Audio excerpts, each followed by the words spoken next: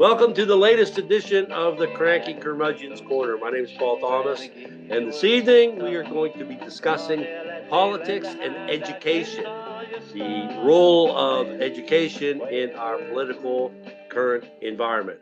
With us tonight, Merrick Moses, Whitney Brooks. Welcome, panel. Gender identification has exploded in the realm of right-wing delusion to encompass now species identification accusations, with the explanation that kitty litter in classrooms is designed to encourage students to identify as cats. But in examining the accusation, NBC News found that only one school with buckets of kitty litter, whose function is to be used in the event that there are lockdowns during active shooting events. What is more important to the particular ideological groups? Preventing our kids from devolving into felines, or trying to develop ways from getting killed by deranged gunmen? There is a lot of talk about grooming that is going on now. But the most recent grooming, Merrick, I've seen, it occurs in the back room of Mr. George Santos's office, where he hired a staff person that he thought he could go ahead and recruit to be part of his harem. So, what about this gender identification issue in education? How are we going to deal with that? Or tell us first how it is currently expressed, and then how are we going to deal with it? Well, someone near and dear to me, that I admire and respect very much, a transgender man, is being stalked by neo-Nazis right now, because of his gender identity. They're doxing him, they're messing with his money in the bank. They are literally trying to get him to kill himself, uh, by sending him messages to kill himself, and he's not the only one. So what I see are desperate perverts trying to get their weirdo, white racist neo-Nazi agenda passed. The truth of the matter is this: anytime you've got grown men in legislatures wanting to go on about gender affirming care and talking about children's genitals is disgusting, and they should be shamed. We don't do enough to ask these people, why are you so obsessed with what other people are doing to their bodies? And my premise is this: that they themselves are the perverts. And let's think about this. A lot of these people came to be religious, right? Do you know the amount of sexual abuse that happens throughout Christendom in church? The safest place for a child might be a drag show at this point, keeping it real. Yep. Let's ask the Catholic Church about that. Let's ask the Archdiocese of Baltimore about that. That's trying to conceal stuff in records about sexual abuse cases. This is what I'm saying. We don't take it to the paint like they do. And we need to start. Anytime one of these folks on the right starts talking about these things, we need to immediately go, you're a pervert. Why do you care about what they do to their body? Why are you so obsessed? What is it about you that makes you want to talk about other people's private parts? These are the questions that we should ask. These people are sick and they're ignorant, and they actually do want to kill trans people. When Trump Trump was selected or elected, wherever you fall in the spectrum, in 2016, I got myself a passport. You know why? Because I knew these people were crazy and they would try to kill me. And I will not let that happen. And I'm trying to encourage all the gender non-conforming folks that I know, and gay and lesbian folks too, because if I'm on the menu in the morning, you're lunch in the afternoon. Get your passport. I'm not playing with these people because they're really that sick and dangerous. If we go back to Nazi Germany, we can see the trajectory, how they started to demonize homosexuals and trans people and start to burn books. This is like a thing. And I think that the Americans are so preoccupied with just striving to live everyday life that they don't understand the consequences to this type of very disgusting, weird rhetoric. I think that people are out to lunch on it. And then when people start disappearing, then maybe somebody will got a clue. But I don't even trust America like that for real. I don't. Whitney, you're right in the middle of the educational aspect of this question, and you said that you've already had you had lessons or have books in your room where you talk about transgender issues. How's all that working out for you? Are you as fearful as Merrick is about your friends that might be transgendered? Oh, all the time. Yes, I'm terrified for all of my gender non-conforming friends. Um, and I feel like the best way for me to help with that is to try to um get them early in preschool, and try to, instill these ideas, you know, early on in education, because it's so not complicated. Adults make it so much more complicated than it needs to be. And kids just get it. They really do. And I mean, I know and have met transgender children, children who transitioned as young as 5. And I say transition, but people freak out about that because they think that it automatically means hormones and surgery. And that's not the case for children. That is not at all. When children transition, it's a social transition. And really all it is, a name change, name and pronouns, perhaps, maybe not. It's their choice.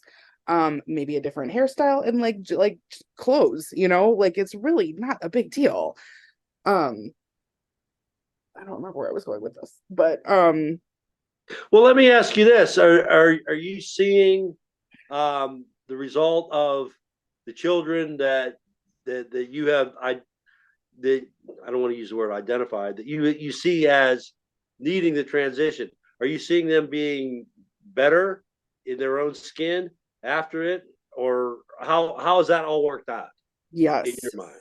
Yes. So I have not personally had excuse me, any students that are transgender that I know of anyway. But uh the children that I met that are I just talking to their parents. So for example, there's one child, I met her mom. She she was asking me for hair care tips because she's white and her transgender daughter is black, and she's like, well, she's growing her hair out and now I don't know what to do with it, can you help me? And I was like, absolutely. But she told me that when her daughter was 5, she came to her and she said, mommy, I know in my heart I'm a girl, and I don't understand why I can't, and the suicide rate among transgender youth is so high, and I don't understand why people just can't let other people live their lives. I don't know. But to answer your question, yes, I think that like being able to be their true and authentic selves makes a huge difference, and having that support from their parents, friends, communities early on in their lives, in their journeys, in their transitions really makes all the difference in the world. It could literally be the difference between life and death for a lot of these kids. Okay, so even though you haven't seen that in your classroom, if something would crop up, are you prepared to deal with it? Do you have the tools to work with that kid? Or you clearly have the awareness, but you have like the curriculum tools, or I don't know, how would you work with that kid if that was the case?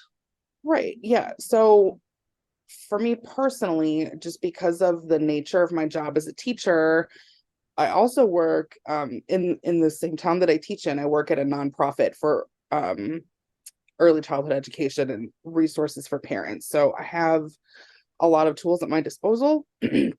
And so if I had a student that that their family needed that support, I would offer that to the parents and talk to them. try to point them in the direction of somebody that would help them. Like, I know a lot of the kids in this area, Lurie Children's Hospital is a huge children's hospital in the Midwest here in Chicago, and they have a great gender identity clinic that the parents will take their kids to help them kind of navigate that transition. But I mean, as far as like my classroom goes, really all it would take is to sit down with the kids and be like, hey, hi friends, so our friend here is going to use a new name, and like that's literally it. That's all it is. And I mean, I might read a couple books. Like I said, I have a couple books on featuring transgender characters. I have one that is specifically about a child that is transitioning at school and having some anxiety about being misgendered or dead named. And when they get to school, everybody's like, oh, hi Calvin, and they're using like their new name and all their right pronouns, and how happy it makes him. And that's like one of my favorite books ever. And so what reading level is this book? I mean, it's a children's picture book, so I would say, grade 3, 5, 6, 7, okay. Even 8. It's it's geared towards younger children, certainly. Okay. So you're certainly ready if that is the case. Before we leave this question, my producer wanted to ask about parental rights as far as this education, political education. One of the things that I remember whenever my kids were going to school was that the teachers were sort of afraid of parents who would come in and try to bully them into just doing it exactly the way they wanted to. But my wife and I, whenever we would go to these meetings with teachers, we would say, hey, whatever you need from us, we are willing to support. You just have to let us know if there's any reason why we need to, get the kids to conform or to do that. But where you are, Whitney, with teaching these little kids, do you have any issues with parental rights and you're a parent yourself, obviously. So how do you deal with that issue, or what do you think about the issue of parental rights? Because we have some of these parents that don't want anything but their white nationalist racism to be taught. And I mean, you can't, cave into that. So I think that as far as parental rights go, if parents don't like or agree with what their children are being taught in schools, they're welcome and free to pull them and homeschool them themselves if it really bothers them that much. And that goes for both sides. I mean, I'm really hoping that it does not get to that point in places like Florida.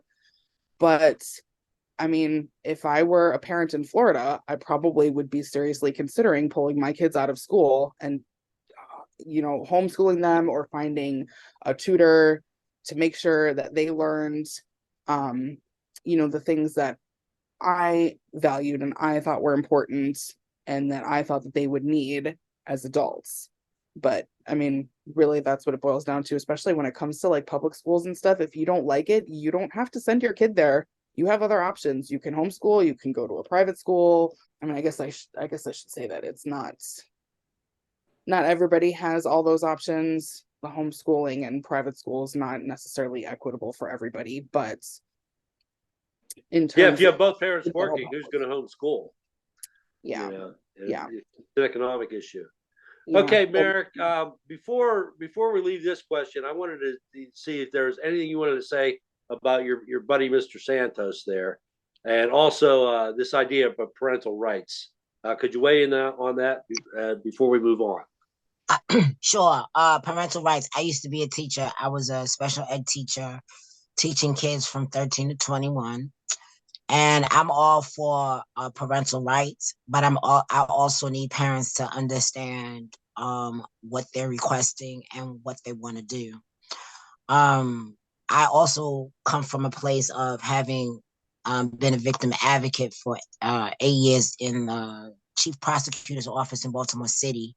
And I've actually seen parents on trial for beating up teachers because the teachers didn't do what they wanted them to do with their children. So that's my experience. And my thing is that when I was in school, my parents were always willing to work with the teacher, always. I feel like a lot of parents today want it like Burger King, have it your way, and it doesn't necessarily work like that. I'm for a parent-teacher partnership. I'm neither for a teacher dictatorship nor am I for a parents dictatorship. I think that we need both because the truth of the matter is I may have your kid from 6 to 8 hours a day, but you get them for the rest of the 24, right? And so what's going on at home that can supplement and enrich what the children are looking at doing in school. So that's where I come from. And I need parents to educate themselves. There's plenty of videos of right wing parents spouting off Fox talking points when speaking to school boards. And then when like the school boards ask them, well, what did you do in school? Or how did you learn this? And the response is, well, I'm asking you. No, miss, that's not the response. Your response is telling me that you were triggered by Fox News. And I need you to get a therapist for that. Nobody has time for that. Secondly, Mr. Santos, or as we call him in the gay community, Miss Thing, Miss Katara. Miss Katara needs a seat. Miss Katara needs a seat because Miss Katara is a big liar. In addition to the fact that now we know that he allegedly has assaulted, sexually, not assaulted, but attempted to sexually entice someone who may have worked for him. A person like that who lies like that, I could never trust. And honestly, he's very dangerous because this is the person that would sell all his constituents out for $1 and a whiskey. That's that guy. And so, but again, because he's a liar like the rest of the GOP, they all love it. But the fact of the matter is that I feel like his constituents are in great danger. He can't be trusted. He's completely self-interested. He has no bone in his body that cares about anybody that lives in that district. And I'm from Queens, okay? So I know what is going on. And it's not a good situation. And I'm gonna tell you this, even if the ethics comes up quote unquote clean, whatever that means, it's always gonna be something in the closet because he's that guy. And then I also want to bring up the fact that the right wing hates drag queens so much and wants to show up at peaceful events with guns, but nobody's mad at George Santos for being Miss Katara. Really? Okay. Okay. Okay, to put a capstone on this parental rights thing, parental involvement is welcome. Parental dictatorship is discouraged. Can I just say there before we move on, go ahead, just real quick, that the library in my town does drag queen story time for kids. Cool. Yeah, and it's fabulous. Love it. We love to see it. There's I don't know, I guess I heard on the radio or something about a drag queen that was a math teacher that was just like just a fabulous math teacher, and that was I thought, being a math teacher myself, I thought that was really cool. Okay, there has been a concerted effort by well-funded right-wing organizations to recruit ideologically acceptable nut jobs for elected positions on local school boards.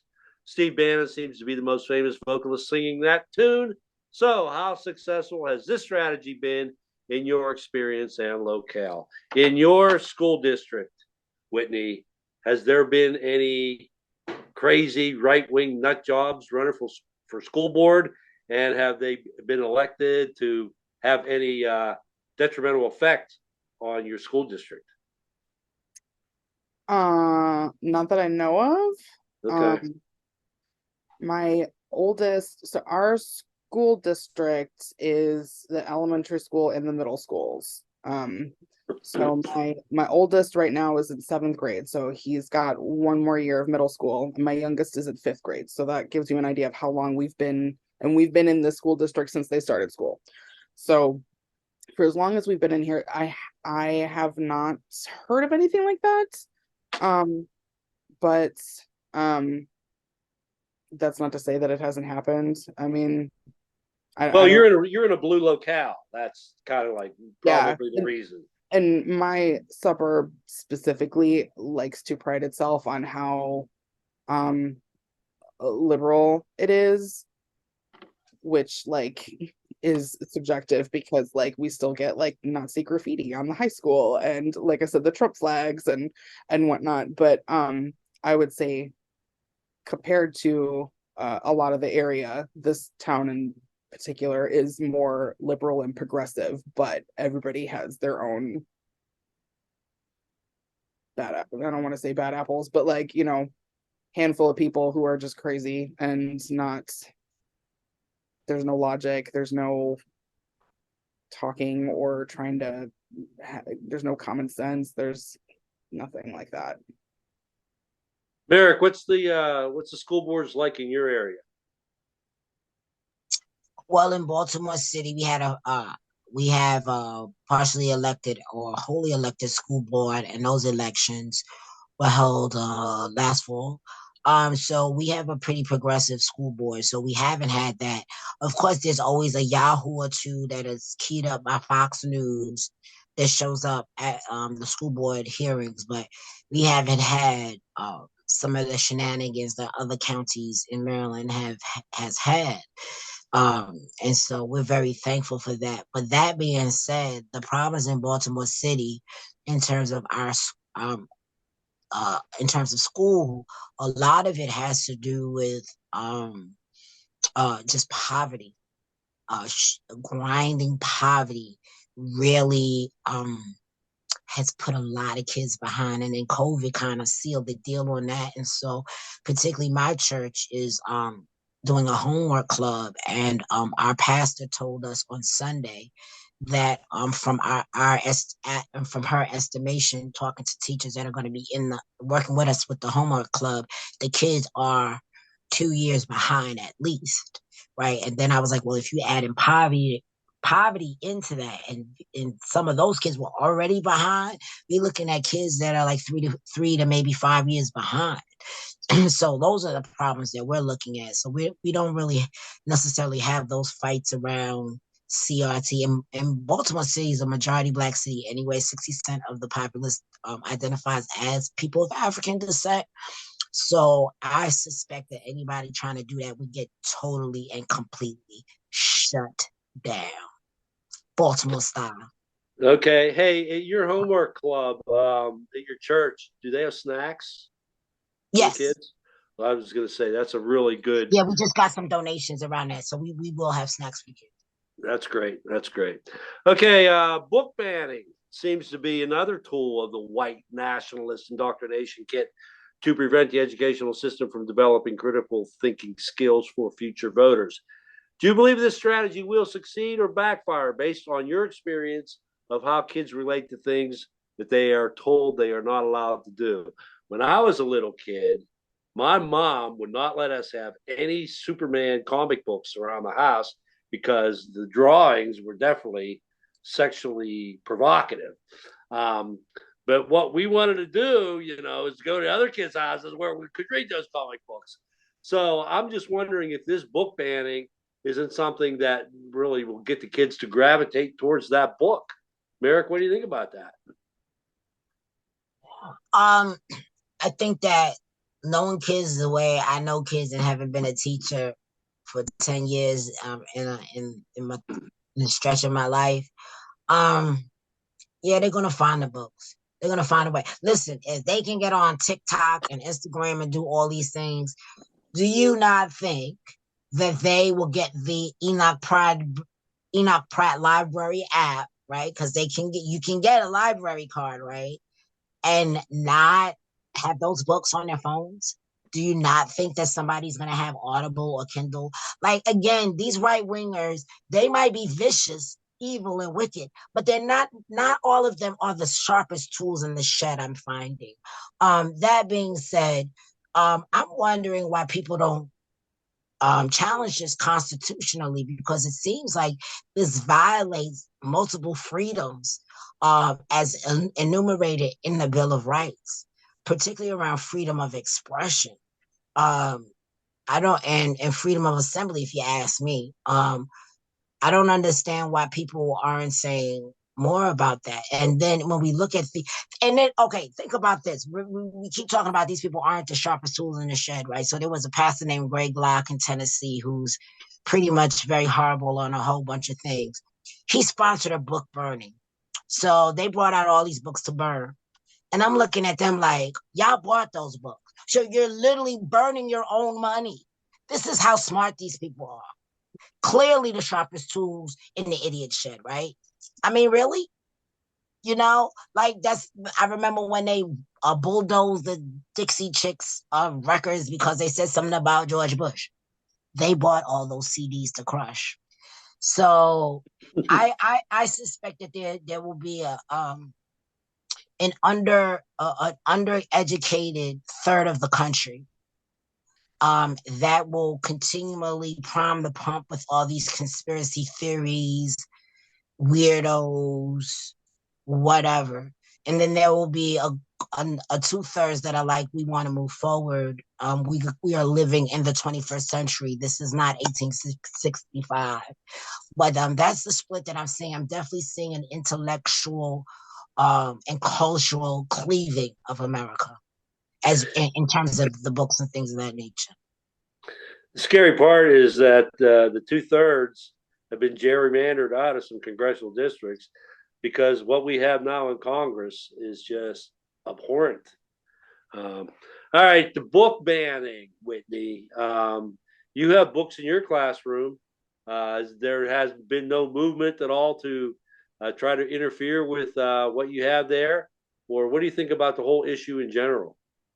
Yeah, there sorry. Yeah, there hasn't been any issue in my area, again, because I live in such a blue progressive area for the most part. But I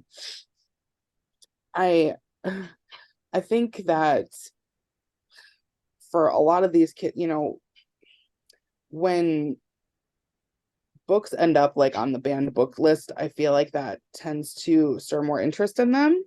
Like there's even like a big I think it's a month, like banned books month, where you're like, they try to promote everybody reading that all those books in the whole month. And so this is what I was saying about like how the internet access is really a game changer for a lot of these kids. And you know you know 70, 80 years ago, if you were out in like a more isolated community where they had more control over your access to things, things were a lot different. But now, you know kids out in these areas that are actively banning books from libraries or burning books, they still, like Merrick said, can have access to them on the internet, so they're able to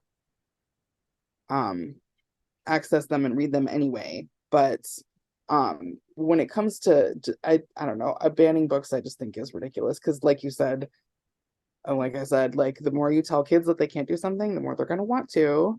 And I've seen other teachers talk about like this kind of push to ban the books that are geared towards the younger kids, like the kids that I teach, that age group.